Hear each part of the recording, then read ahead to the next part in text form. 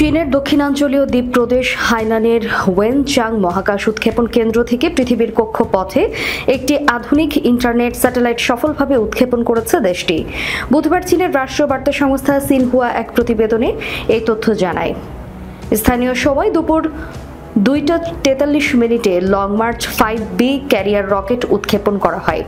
রকেটটি স্যাটেলাইটটিকে সফলভাবে পূর্ব নির্ধারিত কক্ষপথে স্থাপন করেছে।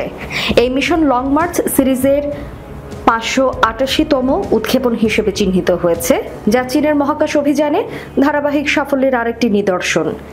এর আগে গত শনিবার সকালে পূর্ব চীনের সানডং প্রদেশ থেকে উৎক্ষেপণ করা হয় আরেকটি রকেট স্মার্ট ড্রাগন 3।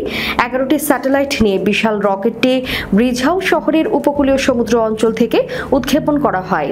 চীনের মহাকাশ গবেষণা সংস্থা নিয়মিতভাবে কক্ষপথে স্যাটেলাইট পাঠিয়ে যাচ্ছে, যার মধ্যে রয়েছে যোগাযোগ, আবহাওয়া, বিজ্ঞান গবেষণা এবং সামরিক প্রয়োজনে ব্যবহৃত স্যাটেলাইট।